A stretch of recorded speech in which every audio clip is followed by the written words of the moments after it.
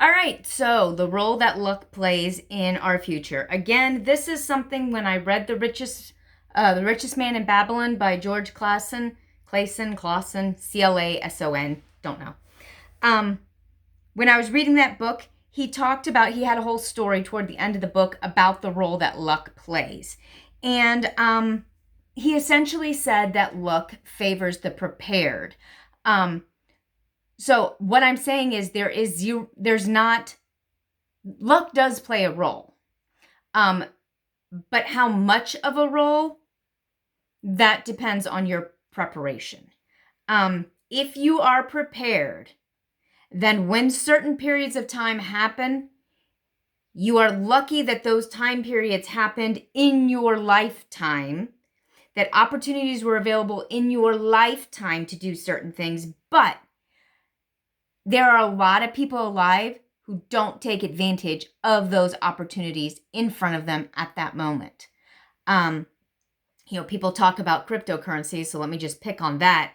When Bitcoin started and it was way low for a long time, a few bucks or whatever, and everybody's like, that's stupid, don't mess with that.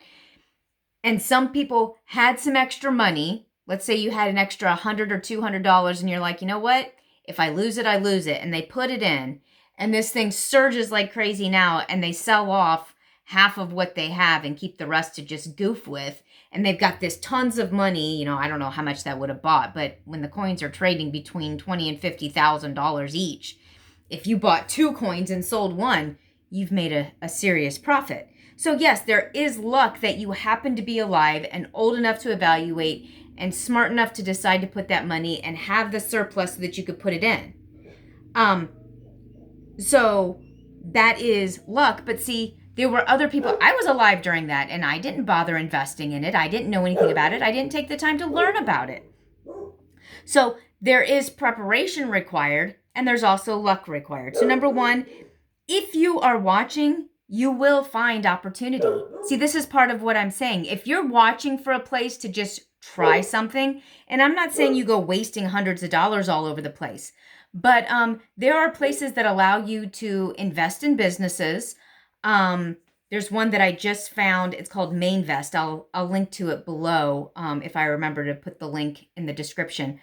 And it'll be a link that's tied to me. So if you just want to type it in because you hate affiliate links, whatever, I don't care. I'm just sharing it because it's an example. I'm not encouraging you to do it, but I'm saying that's a place where if you had an extra $100 and you wanted to try just putting it into something to see what happened, or if you wanted to practice looking at and reading about businesses and what they're doing and way they get investing, or if you're a business and you're trying to find ways to raise capital and you look at it and go, oh, this is something interesting. Well, then maybe your luck was watching this video and getting you thinking about something, even if you don't end up doing it. And it changes the way you think about what possibilities are. Or maybe this is what you've been dreaming of and you just found it and here's your luck. Either way, if you are watching for something, you will find opportunities. Number two, if you're learning and saving, you will be prepared when you see an opportunity. That's what I was just saying. So if you're watching for them, and if you're learning, and if you're saving up money, you're going to be prepared. That's what I said on a video a couple days ago. I was talking about my husband and I. We're shifting our focus now. Our kids have grown up and moved out. We're paying down all of our debt. The only debt we have remaining is our mortgage and student loans, and then another small loan to insulate our house because utilities are getting insane. But that one will be paid off here in the next few months. But we're focused on saving up money to be prepared for investing. So as I'm saving up money and paying down debts, I'm putting money aside and learning. So once the once the savings reaches the right level, I have the amount of knowledge that I can risk this money over here that we've put aside solely to risk from and trying to build a business. Same thing for you. If you are learning and saving money, you'll be prepared and you'll be watching for when an opportunity comes and you'll be able to take advantage of it. Number three, if you believe it is possible to succeed, you will be watching. See, this is the biggest thing about limiting beliefs. I talked about that a couple days ago. I'm really sorry if you can hear my dog. My neighbor is a farmer, and she wants to go outside and play with the farmer, and I won't let her, and she's very upset. But if you believe it is possible to succeed, you'll be watching for the opportunity to do it. You know, if you're a high school student and you really believe that you have what it takes to go to college, you are going to learn about colleges. You will go to college visits. You will get information. You'll go online and download stuff. You'll find out about financial aid. If you don't think that's something you want to do or can do, you won't look at it. If you're someone who doesn't want to go to college and is really interested in the military, you will be watching for various kind of signing bonuses, and you'll be getting ready for your ASFAB and things like that. You will do what you know needs to be done to accomplish that goal. If you're going to work straight out of high school, then you're going to be looking at things like, how do I get myself established in my own apartment? How do I establish credit? What kind of jobs do I want to look at and go into? You'll be doing those things because you believe it is possible to succeed, so you will be watching for the right opportunity. Number 4, if you've been learning, you will be aware of opportunities out there and where to look for them.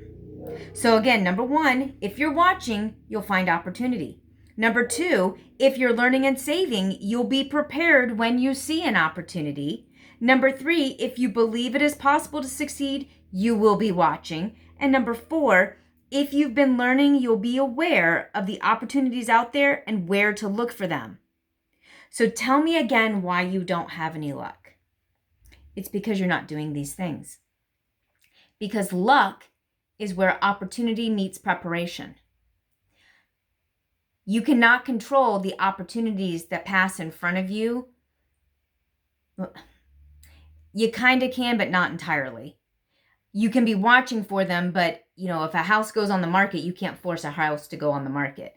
So what you can do is prepare yourself mentally and financially, emotionally, getting rid of those limiting beliefs, learning how to work structures, networking with people, getting around people who have similar interests and beliefs and are doing what you would like to do someday, getting yourself in that environment so when the time comes, you are prepared, and then your preparation will intersect opportunity, and that will be luck. Luck favors the prepared. Sometimes you'll luck out and not need to have a whole lot of preparation, and you'll just fall into something, but that doesn't often happen, and you can't necessarily hold on to it. See, it's not just getting a thing, it's holding on to a thing. You can be a best-selling author and then flop. Have you heard of a one-hit wonder?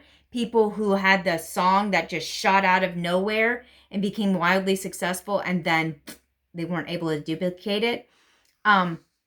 That could have been a luck. That could have just been one of those magical moments. But then what did they do with the earnings from that? What did they do with that level of success, and how did they build? Look at the history of the band Def Leppard. If you want something really interesting to see how a band overcame adversity and tweaked and changed in order to stay relevant despite a lot of potential setbacks that could have stopped other people. They did have some luck, but they also had really intense preparation, and they shifted and changed with things. And Alice Cooper is another really interesting person to study. There's also The Foods That Made America on PBS. It's a special.